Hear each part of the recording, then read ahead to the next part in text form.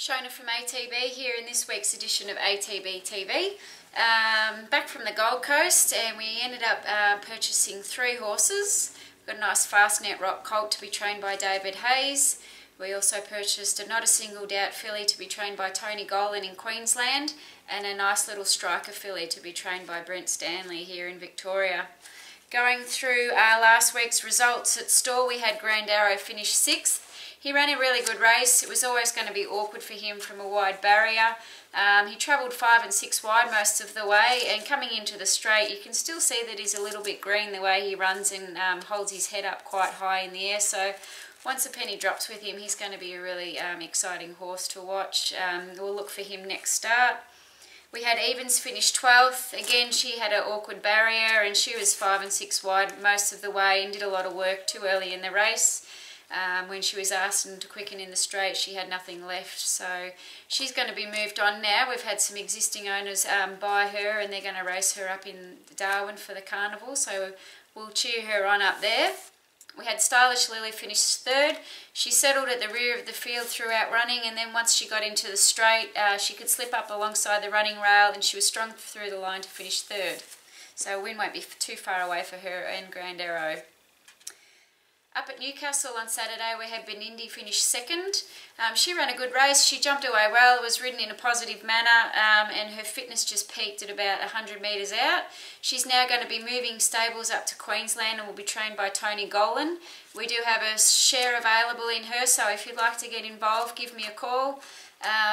Tony's going to give her a mini freshen up, and then she'll be racing in the next few weeks, so keep an eye out for her.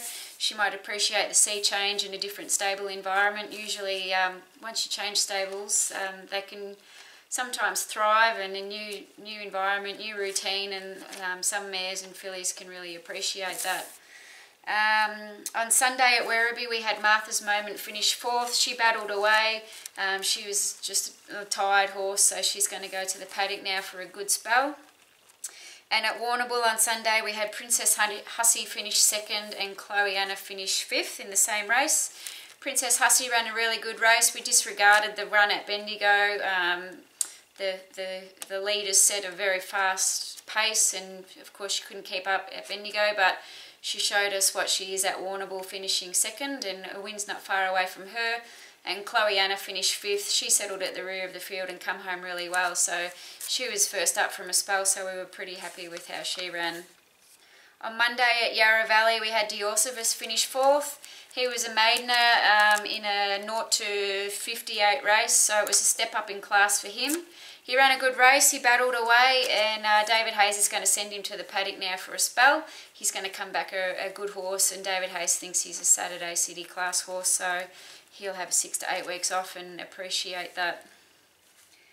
And yesterday at Sandown, we had Bear Min finish 4th. Again, step up in class. She ran a really good race, and we'll look for her to be winning one very soon. Earlier in the week at Magic Millions, I caught up with a friend of mine, Clint Donovan, and here we are. Shona from ATB here up at the Magic Millions, and I've got Clint Donovan with me. How are you, Clint? Really well, Shona. Very good. Well. Clint works for Magic Millions. He's a bloodstock consultant and auctioneer, so he's multi-talented. Oh, I don't know about that. And has the gift of the gab. Can speak very, very fast.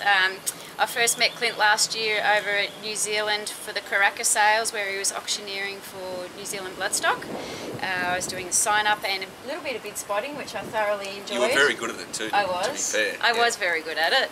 It was very exciting. It was another aspect of the game that I hadn't really taken much notice of. You know, I come to the sales and I watch the auctions, but until you're in the process, you can read it a little bit more, and you know what to look for and different things in the bidding, which Absolutely. is quite interesting. So, how did you first get involved in the horse game, Clint? My brother and father are both auctioneers, and so I'd grown up selling cows and trucks and machinery and things like that, and I loved going to the races, loved having a punt, was totally unaware that the whole breeding industry existed until I was about 16 or 17, until a friend of mine, Stu Ramsey, brought me to the Magic Millions one day, and I couldn't believe it. I was selling horses for $1, $2, $3, $400,000, and from that moment on, at about the age of 16, I thought, wow, this is me. And then my passion grew and developed from there, and here we are.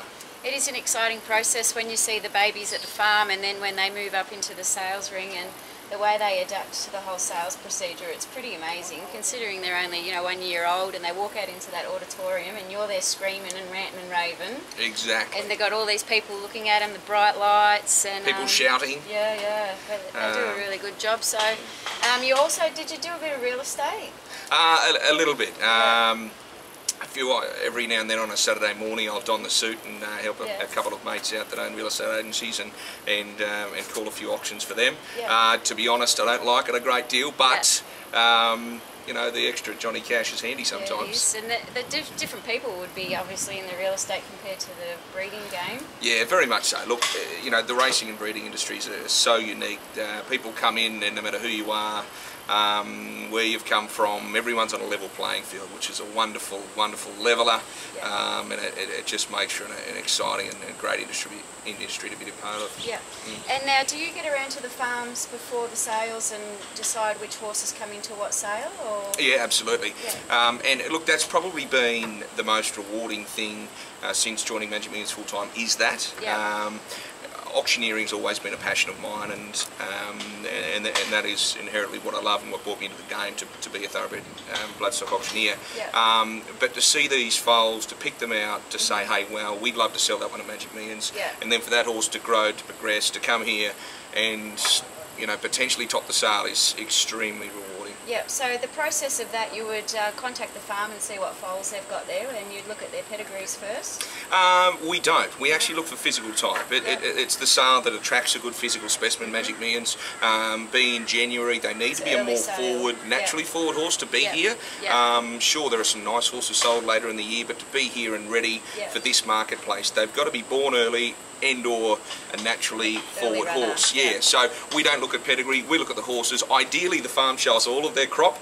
Doesn't always happen, but we like to get a look at all their horses and say, hey, we'd like this one, this one, and this one, and maybe some horses are suited more to a later sale. Yep, and with the new race series, or the money on top for the next year's race series, they're going to need to be early runners, aren't they? Wow, what about that? Absolutely. I guess that does add a different dimension though to the Magic Millions sale, in fact that we will have 7 races worth over $1 million, not just the $2 million 2-year-old race.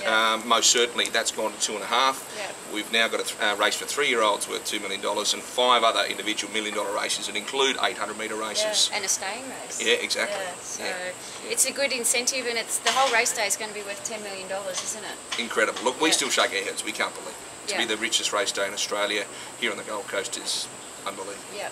And so what would be your favourite aspect of the whole job? To be honest, it's the going to the farms, looking at the horses, finding one we love, encouraging the breeder to bring it to our sale, and then it coming here and getting the right result. That's the most. And you would have picked out a few favourites along the way, and do you follow them in their careers? Absolutely. From an auctioneering point of view, I was lucky enough to auction shocking. We don't pick which ones we auction, unfortunately. You're allotted about 25 per session, aren't you? Or 20, 20 per session, and we swap over with auctioneers. So although I think you could go all day. I'd love to go all day. I'd love to go all day. But yeah, I was fortunate enough to sell shocking. I've got a favourite horse in this sale and can't wait to follow his career through. Which one's that one? The Smart Missile Colt from Negotiate, lot 485. We'll sell later on this afternoon. Oh, well, we'll stay tuned and see how much lot 485 makes, and then we'll see where he goes to in his racing career. Absolutely. Yeah. All right, well, this is Clint Donovan. Thank you for joining us. No doubt our ATB viewers will be interested to see, you know, how 485 goes and the rest of the sale. Stay tuned. Thanks for joining us. Cheers. Thanks.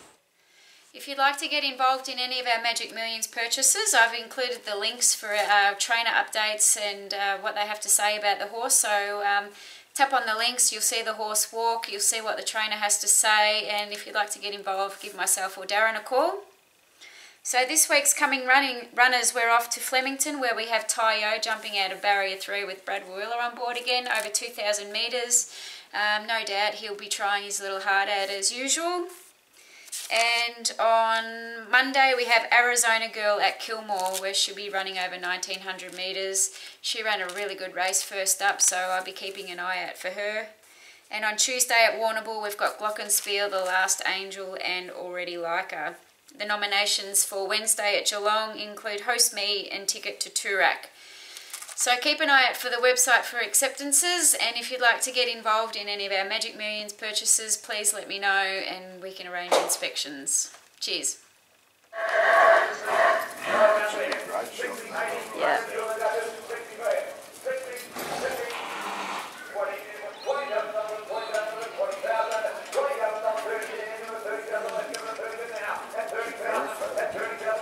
She's loving it.